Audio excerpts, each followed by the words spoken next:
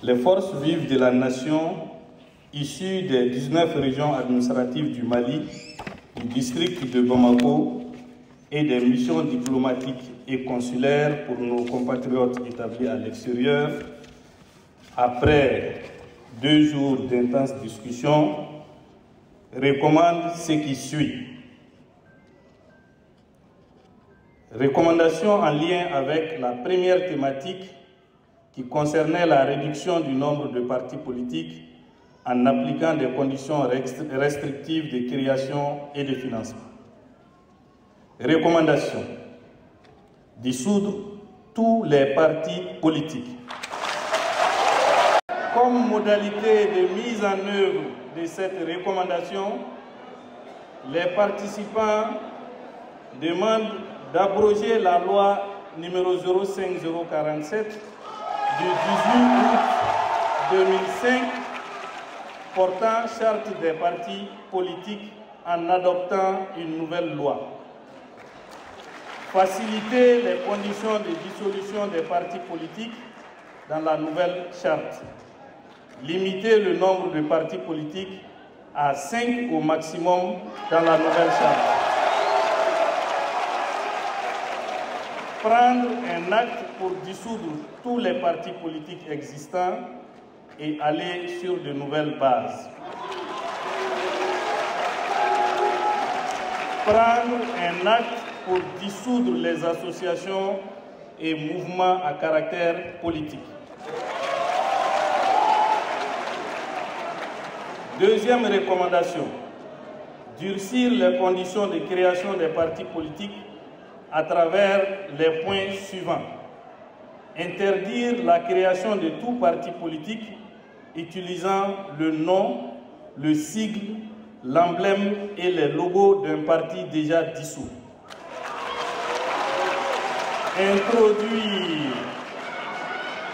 Introduire l'enquête de moralité dans la procédure de création des partis politiques, ainsi que pour les candidatures aux élections. Fixer une caution de 100 millions de francs pour la création d'un parti politique. Relever les exigences en matière de représentativité nationale et internationale à travers des bureaux d'au moins 21 membres dans toutes les régions, y compris dans le district de Bamako, les cercles, ainsi que dans 15 pays à forte concentration des Maliens établis à l'extérieur. Fixer l'âge pour être dirigeant d'un parti politique de 25 ans au moins à 75 ans au plus. Fournir les procès-verbaux d'un huissier de justice et un représentant du département de tutelle des partis politiques lors des instances constitutives. Exiger un projet de société traduit dans toutes les langues officielles du Mali pour chaque parti politique. Le parrainage du projet de société doit réunir 15% de la population. Mettre en place un système de contrôle, de suivi et d'évaluation plus strict des partis politiques.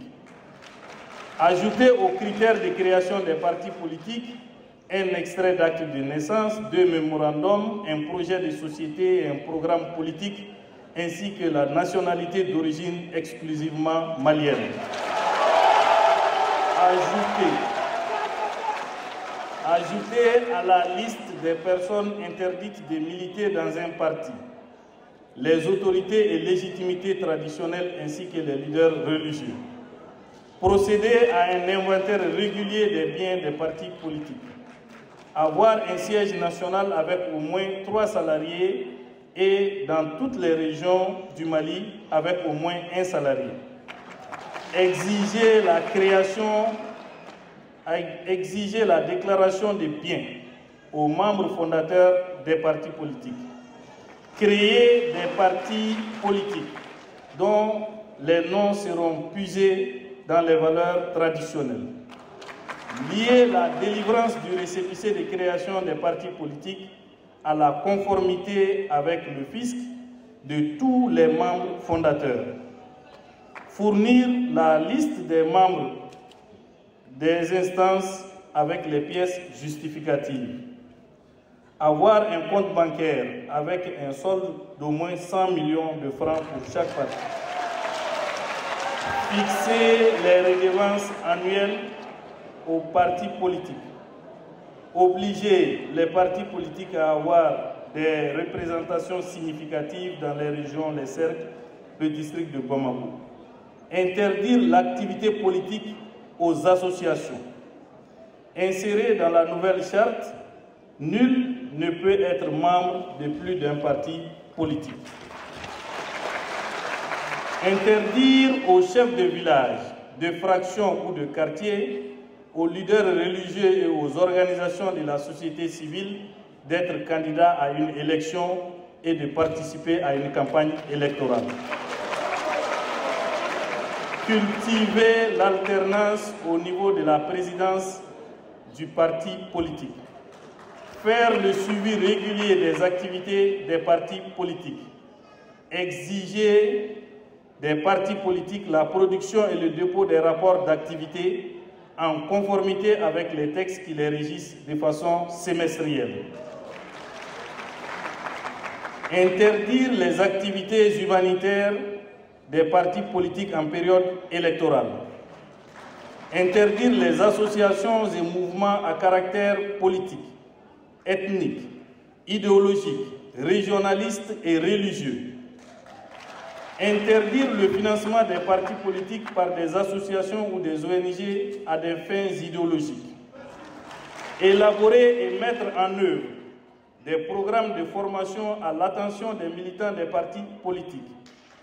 Interdire des slogans religieux sur la scène politique.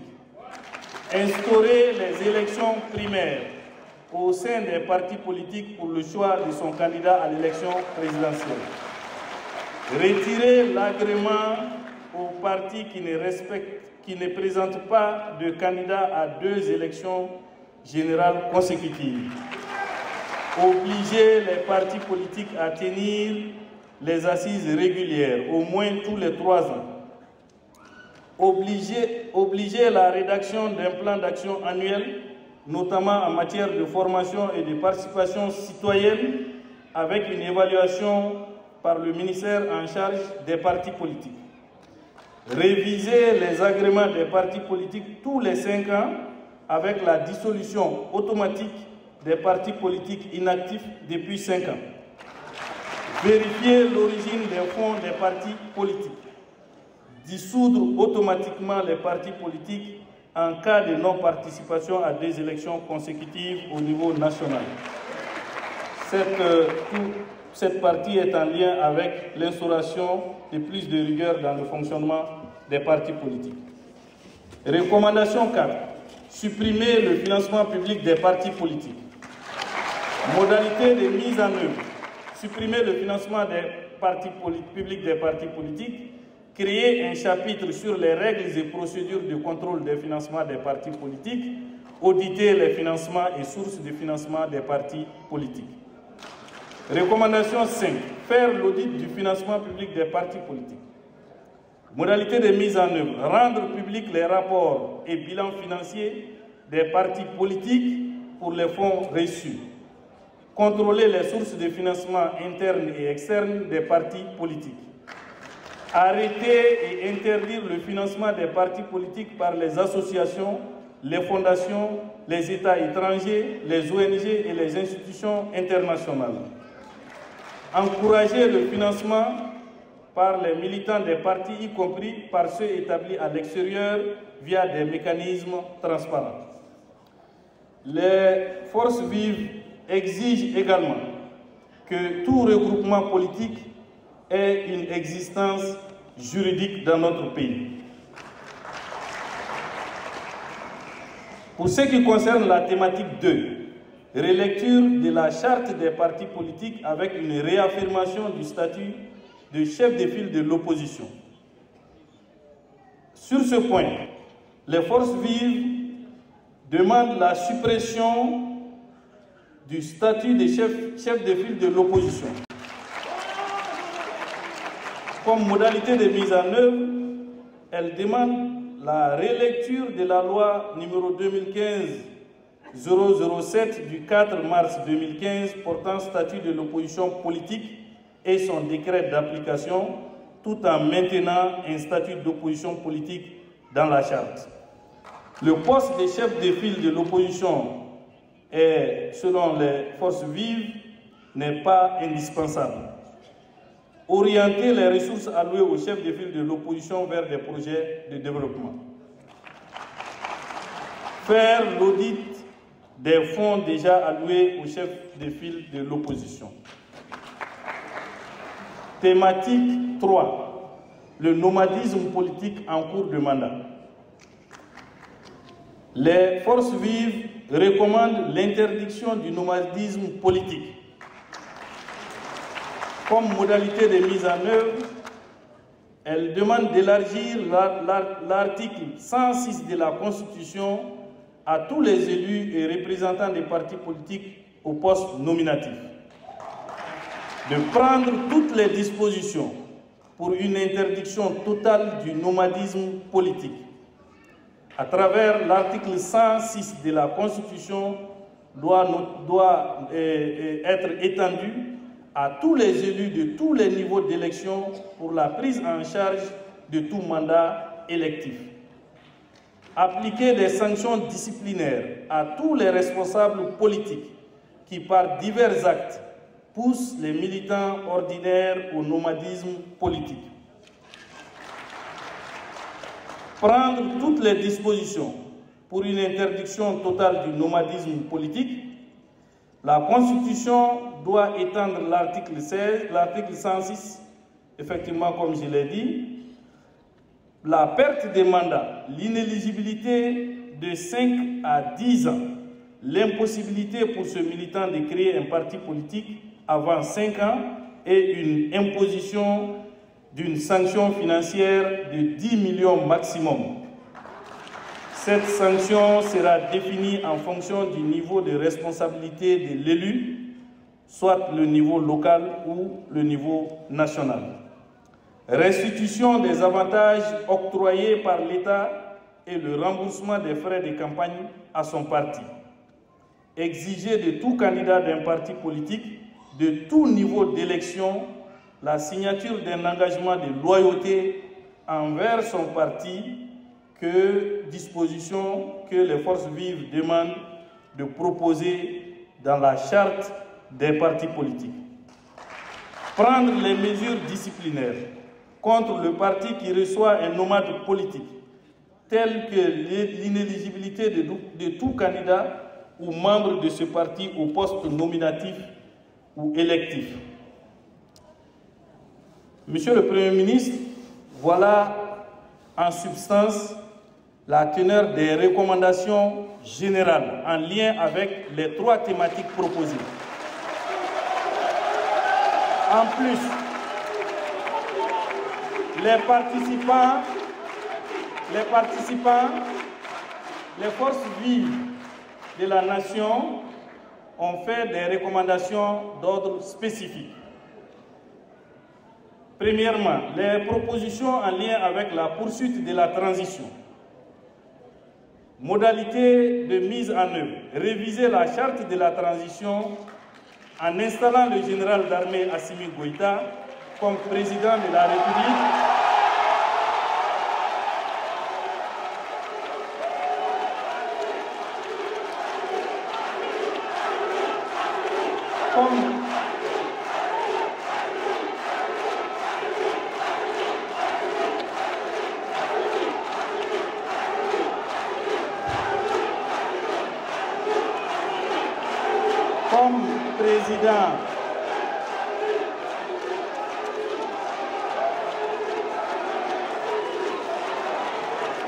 Comme président de la République pour un mandat de 5 ans,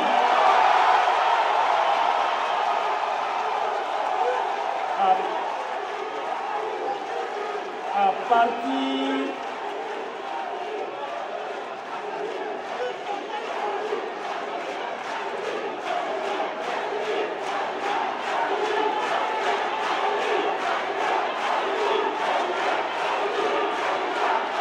partir de 2025 renouvelable à l'instar de ses pairs de l'AES.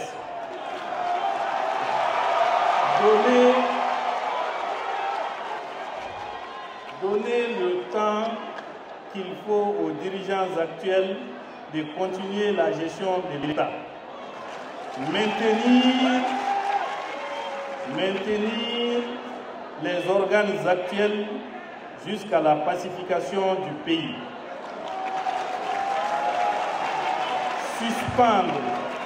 Suspendre toute question électorale jusqu'à la pacification du pays.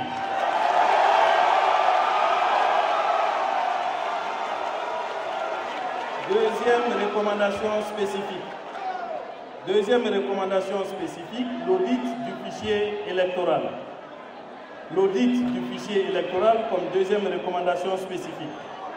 Les forces vives recommandent l'audit du fichier électoral par une structure indépendante après la dissolution des partis politiques. Troisièmement, le maintien de l'autorisation préalable pour toute manifestation des partis politiques. Modalité de mise en œuvre, soumettre une demande d'autorisation de manifestation aux représentants de l'État avant toute activité de manifestation. 4. La suspension du parti par l'autorité administrative en cas de trouble à l'ordre public. Modalité de mise en œuvre. Au niveau local, permettre au préfet de suspendre toutes les activités du parti en question dans le cercle. Au niveau régional, permettre au gouverneur de suspendre toutes les activités du parti en question dans la région. Au niveau national, permettre au ministre des tutelles des partis politiques de suspendre toutes les activités du parti en question. 5. La représentativité des femmes et des jeunes. Les forces vives recommandent le respect du genre dans la composition des bureaux des partis politiques. 6e recommandation, interdire les alliances contre nature lors des élections. 7e recommandation, la mise en place d'une commission de suivi et évaluation des recommandations issues des concertations sur la relecture de la charte des partis politiques, comme modalité de mise en œuvre, l'implication des délégués régionaux et des missions diplomatiques et consulaires qui ont participé aux différentes phases de concertation dans la commission de suivi et évaluation des recommandations des concertations sur la charte des partis politiques. 8e recommandation spécifique, l'augmentation du montant de la caution pour l'élection du président de la République. Exiger le paiement d'un montant de 250 millions, d'une caution de 250 millions pour être candidat à l'élection présidentielle. 9. L'instauration d'un scrutin à un seul tour, que les forces vives ont appelé scrutin uninominal majoritaire à un tour. 10. La réglementation du parrainage politique. Les forces vives recommandent que les parrainages politiques, après avoir constaté qu'ils créent beaucoup de problèmes, doivent être réglementés, notamment en interdisant de parrainer autre candidat que celui de son parti ou faire des parrainages multiples avec la même élection par un élu, pour la même élection par un élu. 11e et dernière recommandation spécifique, la traduction des recommandations et leur diffusion dans les langues officielles maliennes. Les participants recommandent que les recommandations issues de cette concertation nationale soient traduites dans toutes les langues officielles et diffusées à travers les canaux appropriés.